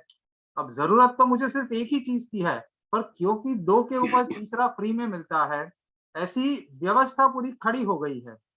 तो इस व्यवस्था में हम हमारे ये जो विचार और आचार, ये दोनों में जो कॉन्फ्लिक्ट जो आ चुका है, वो उसमें कैसे इंटरवीन करे? आपका प्रश्न बहुत सुंदर है। देखिए, जब क्लटर बहुत इकट्ठा हो जाता है तो वो किस प्रकार दुखदाई है, ये हमको समझना चाहिए। हमने तो एक प्रयोग किया था कि 1 वर्ष भर कोई चीज उपयोग में नहीं आए घर में, तो उसको, जैसे एक कपड़ा खरीदने के लिए मैं 4 दुकान घूमी थी, तो मेरे पास 1 साल में सारे मौसम बदल गए, मौसम निकल गए, मौत मरण लाभ हानि जाना आना सब हो गया, और जो चीजें काम में नहीं आई हैं उनको मैं 4 मोहल्ले ऐसे जहां अभावग्रस्त लोग हैं वहां घूमकर क्यों नहीं दे सकती। तो हमने ये किया कि साल में एक बार हम, चाहे वो पेन हो, चाहे वो जूते हो, चाहे वो कपड़े हो, चाहे वो बर्तन हो, चाहे वो ओढ़ना हो, चाहे बिछोना हो, अगर इस प्रकार निकालें। आप देखिए, मैंने 4 वर्ष तक अपरिग्रह पर काम किया। मेरे जीवन में जो खुशी, सरलता और हल्कापन, मैं सचमुच कहती हूँ, मैं जो इतनी हल्की हूँ, इतना क्लटर निकल गया कि जरूरत जितना ही है। मेरी बहन एक दिन घर पर आई थी जोधपुर से जयपुर। उसने कहा, जीजी आज मैं आपकी साड़ी पहनूंगी। तो मैंने अलमारी पर इशारा कर दिया, मैंने कहा उसमें से ले ले। तो उसने अलमारी खोली, देखा, कहती है हाँ ये तो ठीक है, और कहाँ है? मैंने कहा यही है। बोले आपका काम चलता है? मैंने कहा दौड़ता है। आप में कॉन्फिडेंस होना चाहिए कि वस्त्र हम तन ढकने के लिए, सर्दी गर्मी से बचाव के लिए, अपनी सुरक्षा के लिए पहन रहे हैं, किसी के दिखावे के लिए नहीं, दूसरा क्या सोचेगा इसके लिए नहीं। ये कॉन्फिडेंस जब तक डेवलप नहीं होगा भीतर में, तब तक हमारे आचार और ज्ञान या विचार में एकता नहीं आएगी। हम इतने कॉन्फिडेंट हो जाए, एक बार कोई कह भी दे। एक बार और ऐसा हुआ, सवाई माधोपुर में एक मीटिंग थी, मैं महाराष्ट्र के व्याख्यान के बाद कुछ बोल रही थी, तो मैं जैसे ही बोल के चुकी तो एक महिला आके मुझसे गले लिपट गई। अरे बहन जी, मैंने तो आपको दूर से ही पहचान लिया, आपने ये साड़ी जयपुर में जब एक लेक्चर हुआ था तब पहनी थी ना, तो मैं आपकी साड़ी देख के पहचान गई। मैंने कहा ये तो मेरे लिए बहुत ही खुशी की बात है कि आपको मेरी पहचान, मतलब ये जो है कि हम रोज रोज एक ही कपड़ा क्यों पहने, या हमको बदलकर पहनना है इसमें, मतलब आप दिखाने के लिए कपड़ा पहन रहे हो या अपनी सुरक्षा के लिए वस्त्र पहन रहे हो, ये आपके लिए साधन है या यही चीजें साध्य बन गई है कि हमको तो इतना खरीद रही है। आपने कहा 2 पर 1, बिल्कुल ठीक बात कही। तो इस प्रकार ये व्यर्थ, अपने यहाँ जो कहा कि व्यर्थ की चीजों में, 12 व्रत में जो बात सिखाई जाती है कि व्यर्थ के काम नहीं करना, तो इसके लिए, इसलिए ये व्रत है, ट्रेनिंग जरूरी है। और इस ट्रेनिंग से जो आनंद आएगा, रस आए बिना व्यक्ति कोई अपनी आदत छोड़ता नहीं। हम चूंकि पिछले कर्मों से बंधे हुए हैं, तो हमको रस इसी में आता है कि अच्छा बहुत चीजें लोगों को दिखाओ, खुश होंगे, हमारी तारीफ करेंगे। तो अगर हमें उस रस को हम चेंज कर दें, सेवा में बदल दें, बांटने में बदल दें, देखें कि किसी के अभाव दूर होता है तो उसकी आंखों में क्या चमक आती है। आप अपने किसी रिश्तेदार को भोजन कराएं, आपको उतना, उनकी आंखों में इतनी चमक नहीं होगी जितना किसी ऐसे गरीब जिसको सुबह शाम का भोजन नहीं है और उसकी कोई व्यवस्था कर दें, आप उसकी आंखों की चमक देखिए। तो ये आपको कुछ के बदले कुछ लेना पड़ेगा, तो ये रस परिवर्तन करना पड़ेगा। जैसे हमारे कोई रोग हो जाता है तो रासायनिक परिवर्तन करते हैं, कोई वमन के द्वारा ठीक करते हैं, कोई दवा के द्वारा ठीक करते हैं। तो यहाँ पर भी हमको परिग्रह परिमाण व्रत को अपनाने के लिए नाना तरीकों से ट्रेनिंग करनी पड़ेगी। ये एक सांस्कृतिक गुण के रूप में विकसित करना पड़ेगा। अंत में इतना कहती हूँ कि बच्चों में भी, जैसे हम कहते हैं कि तूने उसकी चीज को हाथ क्यों लगा लिया, तू अपनी चीज, अरे भाई उसकी और अपनी, वो तो बच्चा समझता ही नहीं है। तुम ये कह दो भैया लाल जूते छोड़ दो, वो मत पहनो, चलो तुम ये काले पहन लो, तुम ये सफेद ड्रेस पहन लो। वस्तु को वस्तु हम ही नहीं कहते, हम कहते हैं ये तेरी, ये मेरी, ये तेरा बस्ता, ये मेरा बस्ता। तो क्या हम आज से अपनी भाषा में जो वस्तु है उसको वस्तु कहें, जो चेतन है उसको चेतन माने। तो ये अंतर जब समझ में आ जाएगा तो उसके प्रति आसक्ति, दिखावा छूट जाएगा। जो व्यक्ति कमजोर होता है ना भीतर से जो कमजोर होता है, वो बाहर से पूर्ति की, पदार्थों से पूर्ति की कोशिश करता है। अगर हमारी चेतना सक्षम है तो ये चीजों से पूर्ति की कोशिश नहीं करें, जरूरत जितनी है उतना ही रखें, तभी हम, लेकिन इसका प्रशिक्षण सचमुच आवश्यक है। आपका प्रश्न बहुत बहुत ही इम्पोर्टेंट है। सही बात है मैडम। एक हमारे साथ है रोमा जी, उनका एक प्रश्न है। रोमा जी प्लीज आप अपने आप को अनम्यूट करिए और आपका प्रश्न पूछिए प्लीज। जय जिनेंद्र सुषमा जी जय और जिनेंद्र। सभी मेरे भाई बहनों। मैं दुबई रहती हूँ और मैं बहुत ज्यादा शॉपिंग की शौकीन हूँ। लाइक जी। बहुत खरीदती थी। और अभी जी। मैं कोरोना में मैंने वो जैसे बढ़ता गया कि अब आगे बढ़ रहा है थोड़ा और लॉकडाउन हो रहा है, जी। तो हमारा एक ग्रुप है, हमने कहा चलो हम लोग ऐसा करते हैं कि हम 7 दिन में सिर्फ 7 ड्रेसेस निकालेंगे बाहर, इससे नहीं ज्यादा जी। नहीं पहनेंगे हम लोग। जी। और वो इतने अच्छे से चला। फिर समाओ में इंडिया आई और मेरे वहाँ लॉकडाउन हो गया, तो मैं मम्मी के पास रुकी, वो बीमार थे and I was there for 5 months. तो मैं सिर्फ आई तो 10 दिन के लिए थी, तो बहुत ही जल्दी में 1 दिन के नोटिस में आई, तो I bought only 5 to 6 dresses. और मैंने कह दिया जब तक मैं यहाँ हूँ मैं नहीं खरीदूंगी।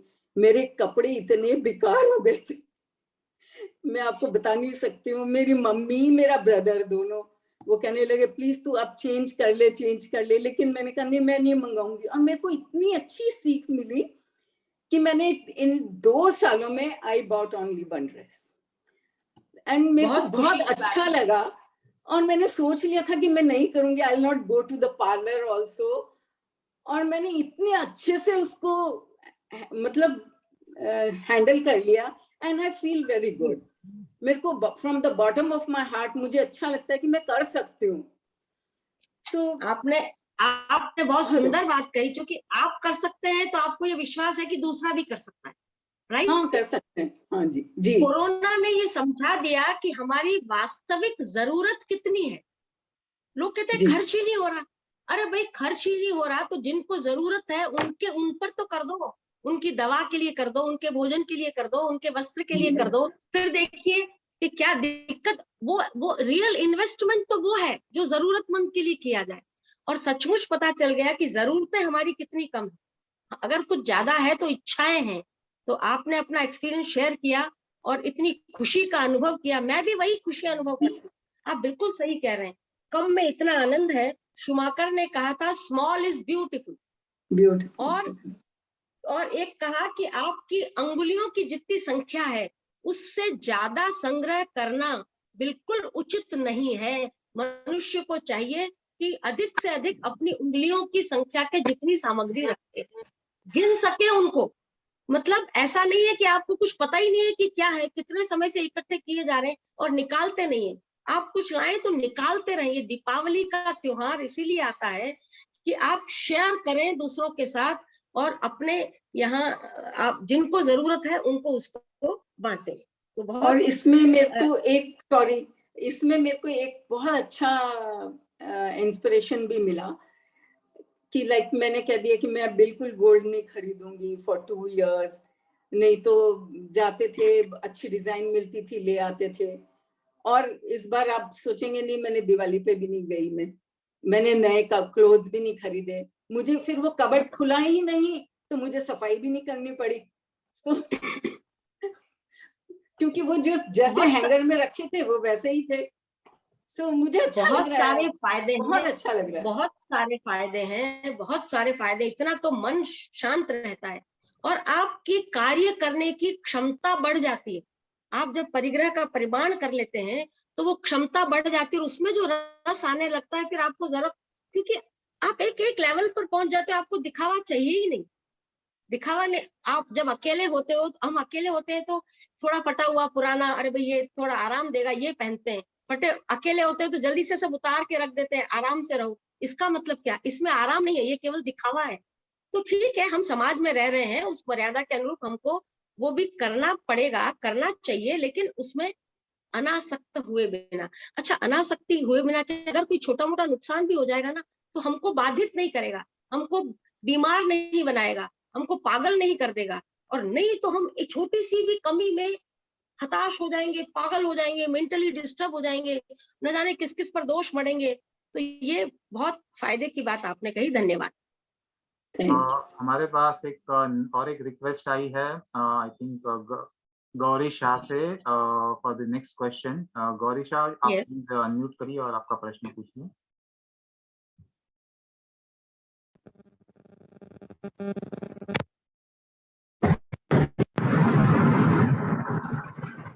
मैं ट्रैवलिंग कर रही हूँ। जी हेलो हेलो हाँ जी प्लीज।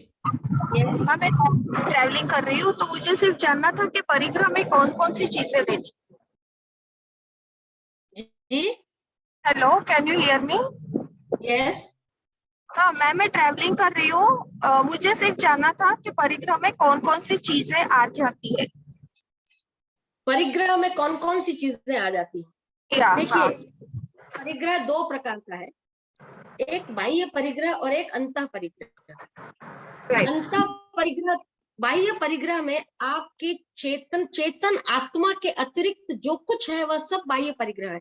ये शरीर भी परिग्रह है, लेकिन Right. ये चूंकि ये शरीर भी परिग्रह है, आपका वस्त्र, पात्र, मकान, गाड़ी, बंगला, जितने पदार्थ हैं जो कि चेतना, मतलब आपके चेतन आत्मा से भिन्न जो कुछ है वह सब परिग्रह है। एक जीव में उसकी चेतना के अलावा जिनसे वो संपर्क में आता है, हाँ, लेकिन वो परिग्रह परिग्रह को परिपुष्ट करता है। हम अन्न आदि नहीं खाए तो शरीर पुष्ट नहीं होगा, हमें हवा नहीं हो तो हम जीवित नहीं रह सकेंगे। तो तत्वार्थ सूत्र में कहा परस्परोपग्रहो जीवानाम, एक जीव दूसरे जीव का उपकार करता है। तो ये सामग्री के रूप में जो जो सहायक होता है वह सब परिग्रह है।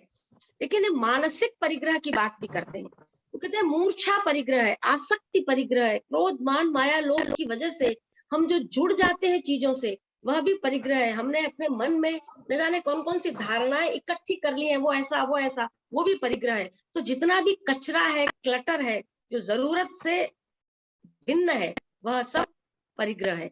लेकिन एक बात ध्यान में रखने की है कि ये परिग्रह के बिना हम रह नहीं सकते, परिग्रह हमको चाहिएगा, लेकिन सिर्फ इतना ध्यान में रखना है कि जरूरत को समझें कि कोई व्यक्ति अपने पास चीजों को अपने कंफर्ट और लग्जरी के लिए ये सोच के नहीं रखे कि दूसरों की कीमत पर उसको मिले ना मिले। तो दूसरों की कीमत पर आपको लग्जरी और ये रखना तो परिग्रह हुआ, लेकिन अपनी जरूरत में रखना वो परिग्रह नहीं कहलाता, वो जरूरत के लिए आवश्यक है। तो आवश्यक होना ये परिग्रह है। आपको कोई बात और पूछनी है? संगीता जी, आई थिंक आफ्टर दिस आप अभी अवार्ड सेरेमनी के लिए आप अनाउंसमेंट कर दीजिए जो हमारी तो कॉन्टेस्ट मैं 3 वाक्य से अपनी बात को समाप्त करती हूँ। To abstain from ownership opens the gates of social justice. मैं इसका मालिक हूँ, इस मालिकाना विचार को छोड़ने से हम सामाजिक न्याय कर सकेंगे, कोई दूसरा उससे वंचित नहीं रहेगा। The absence of hoarding supports economic security. अगर हम संग्रह की आदत छोड़ देंगे तो हम आर्थिक रूप से सशक्त हो जाएंगे, कोई उससे वंचित नहीं रहेगा। और selflessness puts a stop to exploitation. अगर हम स्वार्थ से ऊपर उठ जाएंगे तो किसी का भी शोषण नहीं करेंगे। इस दृष्टि से अपरिग्रह हमें एक अच्छे जीवन जीने की प्रेरणा देता है।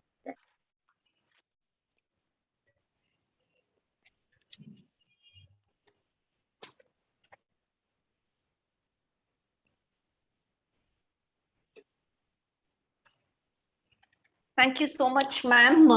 It was an excellent presentation. और अभी हम चलते हैं हमारे अगले सेशन की ओर। जैसा कि बहुत सारे लोग जानते हैं, इस दिवाली हमने एक छोटा सा कॉन्टेस्ट रन किया था, कैसे अपने फंक्शंस इको फ्रेंडली वे में सेलिब्रेट किए जाए। नॉर्मली हमारे हमारे लाइफस्टाइल में we cause lots and lots of environment pollution. जैसा कि आपने भी बताया, अपनी नॉर्मल जीवन में हमें कुछ तो परिग्रह करना ही रहता है, और हम जो भी परिग्रह करें, जो भी चीज अर्जित करें, उसमें कहीं ना कहीं हिंसा तो होती है। बट डेली लाइफ के अलावा when it comes to festivals, when it comes to celebrations, the amount of हिंसा इज मल्टीपल टाइम्स। हम चाहते हैं कि हमारे फेस्टिवल्स एकदम परफेक्ट रहे, हमारे सेलिब्रेशंस एकदम बेस्ट रहे, एकदम it should be praised by all. और उस प्रोसेस में जब हमारा गोल ये रहता है कि it should be the best, we forget about the impact on the environment, the impact on other life form. So to create a little bit of awareness towards that, हमने एक छोटी सी कोशिश की इस बार by launching an Echo Diwali memory game, and we received overwhelming response for the game. So thank you everyone for participating in the game and encouraging us. And so the game was about, actually memory game जो बचपन में हम card से खेलते हैं when we try to match two cards, the playing cards. तो यहाँ पे ऑनलाइन गेम था जहाँ पे लोगों को टाइल्स मैच करनी थी, और टाइल्स पे ये बताया गया था कि दिवाली फेस्टिवल कैसे इको फ्रेंडली वे में सेलिब्रेट किया जा सकता है. So whether it is the colors that are used for rangoli, बहुत सारे colors जो आज market में available है वो synthetic है, so that creates a lot of harm when ultimately it gets merged with the dust or it gets merged with water. या फिर gifts, बहुत सारे gifts exchange किए जाते हैं दिवाली में, but वो gift के साथ में there is a lot of focus these days on packaging, on presentation. Many times आप देखते हो कि आप एक बहुत बड़ा सा पैकेट रिसीव करते हो और उसके अंदर गिफ्ट छोटा सा रहता है. I mean, packaging is important. I would say that it's not important, but packaging is to protect that item, and you would want things to look beautiful, but at what cost? So how can we say no to gift wrapping which is unnecessary and avoidable? Yeah, for things like the decorative items. There are a lot of decorative items that can be used year after year. So how can we reuse those decorative items? Or lighting. Diwali is a festival of diyas. So there is a way to naturally light up through those diyas, and then lot of environment friendly diyas that are available. But still, we want to go in for the best lighting, and in that process, because not just harms to the insects that get attracted towards the lighting, but the electricity that gets used up, the way those the electrical items are manufactured. So a lot of things like this we included in the contest, and we really received overwhelming response. And during the festival season, for 7 days, we ran this contest, and we actually presented leaderboard on a continuous basis, on a daily basis. So all the participants who came on our leaderboard or towards the end of the contest will receive the award. So all 10 participants who came on leaderboard on the final day would receive the awards, and these are the awards. और आपके पास एक option भी है, यदि आप चाहते हैं कि आपका अवार्ड भी it's also the award money is also used for good purpose, then we will also give you an option to convert this cash prize to tree plantation on your behalf. And हमें खुशी होगी यदि आप हमारे साथ में, in case you want to convert the award money towards tree plantation, or in case you want to do that, हमें खुशी होगी if you join us also in the tree plantation exercise. So now we'll move towards the much awaited part. So for the people there.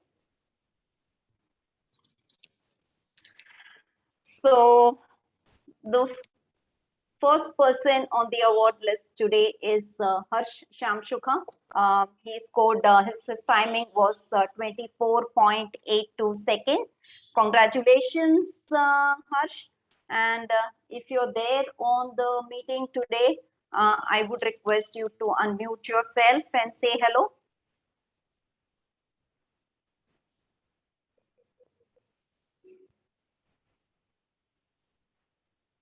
Hello, are you able to hear me?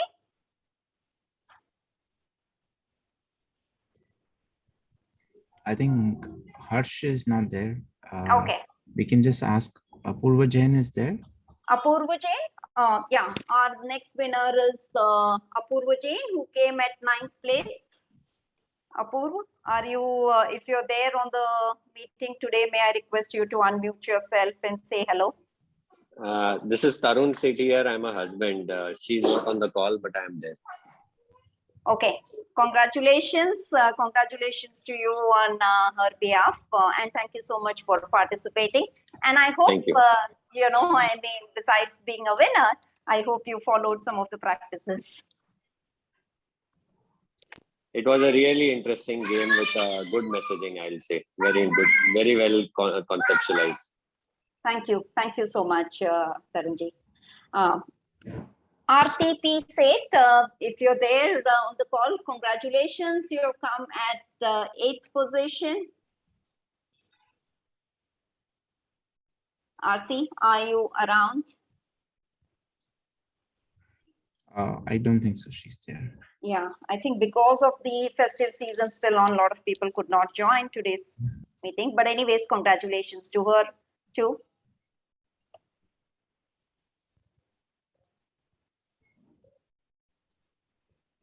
Sorry.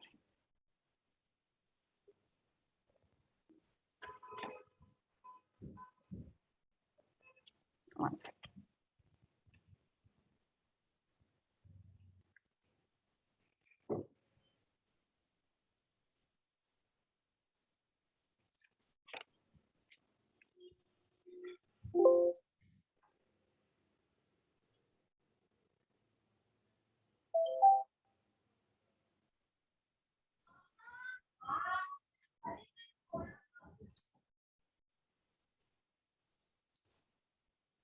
Okay.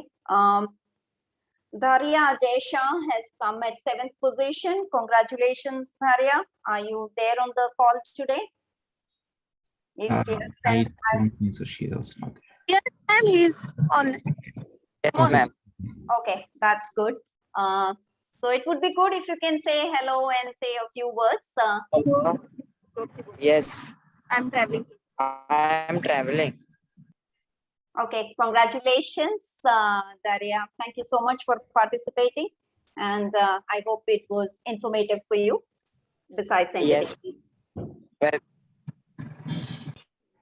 Okay, congratulations. Okay, Tarun Sethi. So Tarun Sethi has come at 6th position. Tarun Sethi, जी आप who is called पे? Tarun ji, can Yes, you- yes. I just spoke for Apurva Jain. Yeah, I am there on the call. Okay. Yes. Okay, Thank so you it's very all, much. Yeah. it's all in the family. Okay. Yes. Congratulations once Thank you. again. Thank I you. think competition within the family. all for a good cause. Good code. All, Of yes, course, yeah. yes. Every drop makes a difference, and we are happy that you participated.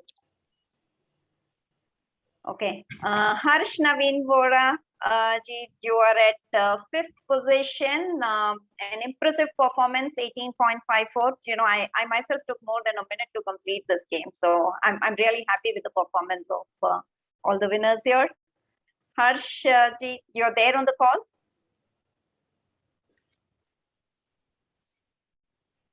Hello. I guess he may not be there. We'll move forward. Okay. The next person is Shakshi Oswal. She has come at 4th position, very, very close. I mean, she could have been one of the top 3. Her performance was again impressive at 17.96. Shakshi ji, are you there on the call?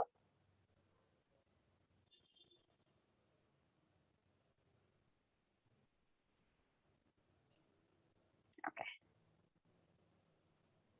We have another person, maybe from the same family or maybe different, we don't know. But yeah, our winner, Neha Oswal, she gets 3rd prize. I would request everyone to give a huge round of applause. I mean, I know we all can't hear, but let's encourage the winners nonetheless.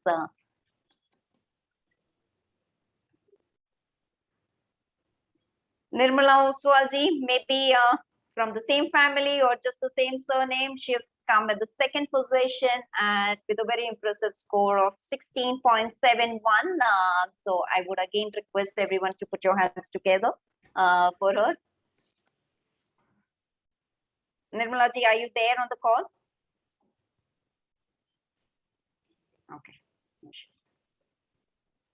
Okay, and here comes our winner. And I know, I mean, he actually played the game every day to ensure that he remains at the top. And I'm sure he would have learned a lot in the process, because when you hear and read the same thing again and again, I'm sure it registers in the brain. I would request everyone to put together your hands and give a huge round of applause to Vihan Jain, a young boy. He's just 13 years old. Hearty congratulations, Vihan, for this impressive performance. And thank you so much for participating. Vihan, are you there on the call? Yes, yes, Yes, thank you. Okay. So Vihan, can you say, Ajit, can you please, can you come on video, please, Vihan? My Yeah, video's video. on. Okay. Sangeeta, can we? Yeah. Okay. Yeah. Fine. Is there? I'll- Vihan, can you unmute? Yeah, sorry. You would like to say something? Yeah. Sadar Jai Jinendra, and good evening and a happy new year to one and all. My experience with the game was thrilling and joyful. How about y'all? This game was one of a kind, wasn't it? It was made really thoughtfully and precisely for the reason for conveying the important message, celebrating Diwali in an eco-friendly way, or how I would like to call it, enhanced and exquisite Diwali. I found the game really competitive personally. Every time I would improve my timing, there would be someone who yet did better. This motivated me further and inspired me to do better, and also shared my experience with some friends. Few days back, there was a climate change summit in Glasgow, where global leaders had assembled to present community solutions for preserving the planet, for fighting climate change, and essentially ensuring life on this planet continues. Have you all ever thought about something like this? Our festivals and grand celebrations that famously comes at the cost of emitting toxins into the environment, which everyone would have noticed in the last couple of days. Our major metropolitan cities are engulfed with smoke and haze, and the air quality has worsened from what it was before, creating a lot of respiratory problems, not only for us children, but also adults. But it's not only about us humans, it's about the birds and animals as well. We have medicines and doctors that will treat us, but in our ecosystem, birds and animals don't have those services readily available for them. Pollution, haze, and smog even affects the trees, which strive and fulfill their duty to give us oxygen to survive. But what do we do in exchange? Have we ever thought about them? We should always reflect on our actions. I feel our elders, as well as our education institutions, should be teaching us more about how one is harming the environment each day in our daily lives and ways to protect it. Our elders and society should educate themselves as well as the coming generation about the urgent need for protecting and conserving our environment, and let our generations of trees bloom. During Diwali, air pollution, noise pollution, plastic waste, food waste increases exponentially. The way we can help in reducing are avoid firecrackers, use natural eco-friendly rangoli. One can also use pulses and grains of our home. Avoid using plastic-based decorative items or gifting wrappers. Uses plastic just pile up in the landfills and doesn't decade for thousands of years. Giving up candles and probably lit earthy diya, and if need, use LED lamps. Reusing our previous use decorative items or local artisans made eco-friendly items. Planting a tree as a gift rather than sending sweets as gift. If you really think our environment is less important than economy, try holding your breath while you can count your money. How can my future be secured if you don't act now? Thank you. Pranam.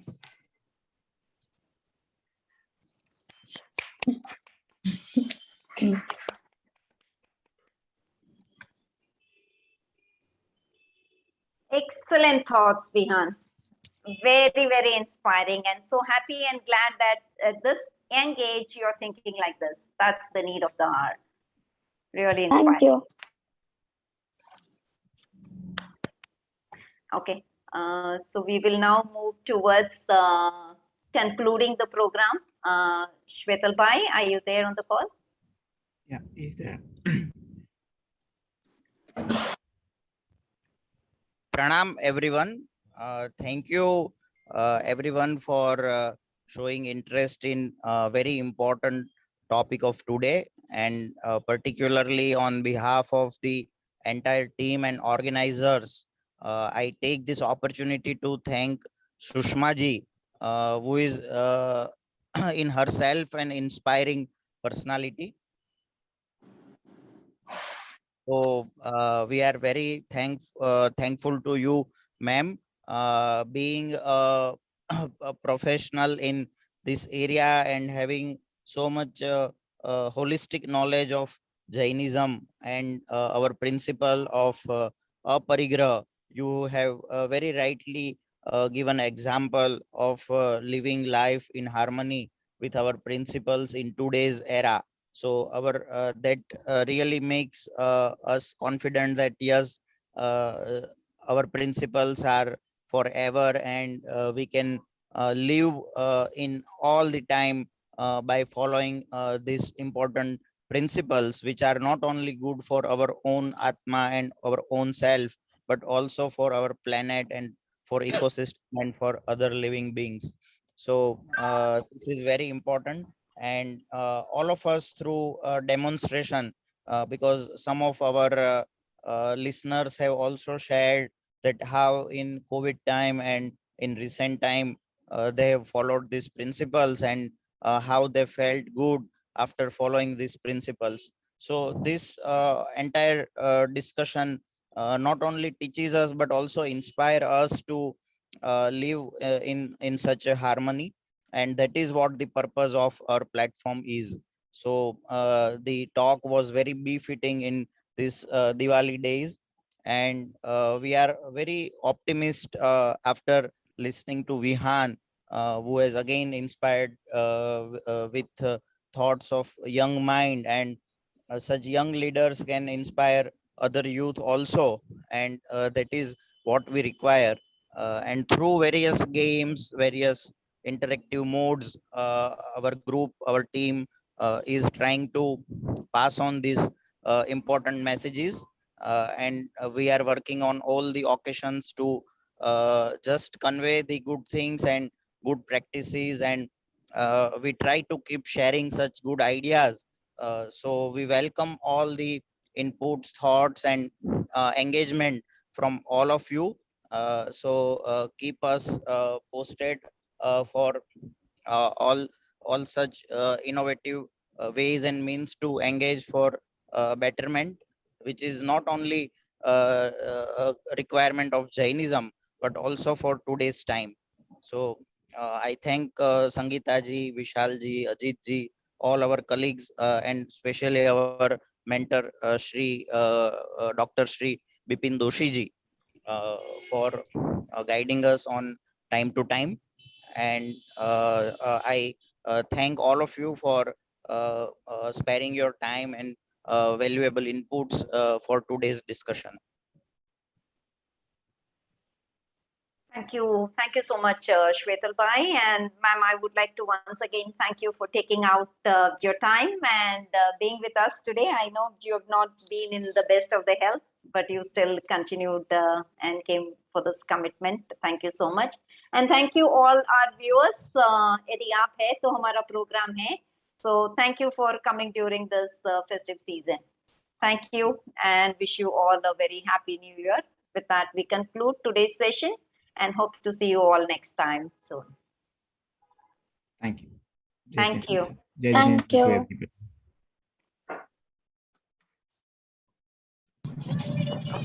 Thank you.